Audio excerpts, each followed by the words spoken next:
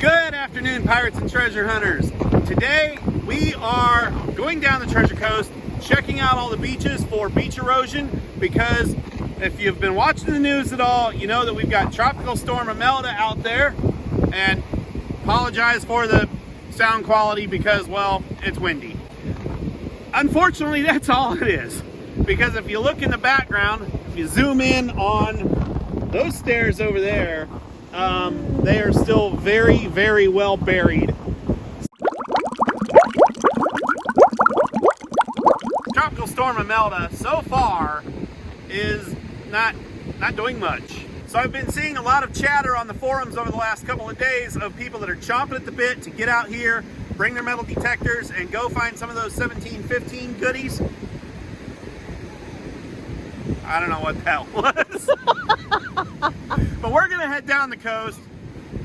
We're not gonna go to all the beaches. We'll go to several of them and show you why it really takes a lot more than just this little windstorm to get this to what it needs to be for it to be worthwhile. I was doom scrolling this morning, and on one of the Treasure Coast forums on Facebook, somebody, I don't remember his name, sorry, you'll have to shout yourself out in the comments, I guess, was mentioning that Tropical Storm Imelda is taking a very similar track to Hurricane David back in 1979. Couple huge differences here. David was a hurricane when it passed by. We've got a tropical storm. Also in 1979, the state of Florida was not dumping millions of tons of renourishment sand on our beaches. So all it had to do was scour the original beach sand that was already there, get down a little bit, down to the goodies, where even in 1979, the technology for metal detecting back then was able to find the stuff.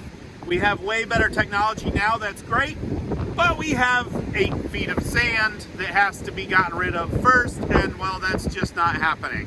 So let's go farther south where there should be higher winds, possibly more beach erosion, get a real good look there, but I would hold off on buying the plane ticket just yet. Let's go see how it looks. Okay, we are now at Amber Sands Beach Access. Amber Sands is in the vicinity of what's known as the cabin wreck. Lots of treasure have been found on this beach as well as out in the water. And I'm gonna tell you something, I'm gonna show you something right now. Look, we have a cut. Okay, it's only 3 inches. But here's the thing, this looks like our normal high tide for here, and it's getting close to low tide. So it's starting to look more promising as we go south, but there's still just not enough cutting, not enough beach erosion. So we'll go hit a couple more and see what it looks like. If you head further south, this is starting to look more promising. We're at Wabasso Beach right now, which is where the Vero Beach Disney Resort is. And there's a cut here. It's not amazing, but there is a cut, and the beach is pretty steep, and this is actually pretty darn close to low tide. So again, it's looking promising. If nothing else, if you're ever here and you're just not really finding any shipwreck stuff, you come to a place like this where it's a resort, you're bound to find some modern day stuff, whether it be coins or jewelry. After Hurricane Matthew went through here and it was pretty sanded in, I still found a nice platinum wedding band here. For another point of view of Wabasso Beach, I want to show you this. This is the ramp. Buried 3 feet in sand, and these are things that we use to indicate whether a beach is real sanded in or not. If it's real sanded in, yeah, it's gonna look like that. If it's not, if there's a lot of sand been taken out, you might have your staircases hovering in the air. That's the kind of things you want to see. In contrast to that, you know, you just saw me over there by that cut. If you turn around, follow me over here, and you can kind of see how steep the beach is, and you can see the cut behind me.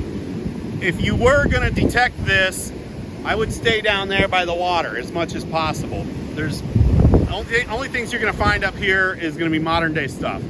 Any of the old stuff is gonna be down there. All right, this is gonna be our last stop for today. We are at the Turtle Trail Beach Access. It's starting to look promising as we get further south, and I still don't really think there's gonna be any shipwreck treasure found today. And I'm gonna tell you, I have not seen one metal detectorist out here on any of the beaches we've gone to. But Turtle Trail is one of my favorite beaches to go hunt because a lot of gold has been found here over the years. This is known as Corrigan's between here and Sea Grape Trail Access. And this is where they think the Capitana of the 1715 fleet went down. And well, the Capitana was hauling a lot of gold, and a lot of gold has been found on the beach, and a lot of gold has been found out there. And I see a cut up there to the north, so we're gonna go check that out. And I think we're probably gonna run out of daylight. And I'm using my new detector today. I've got the Deus 2, woohoo. Yay! Except that, well, I forgot my headphones because I'm a dum-dum.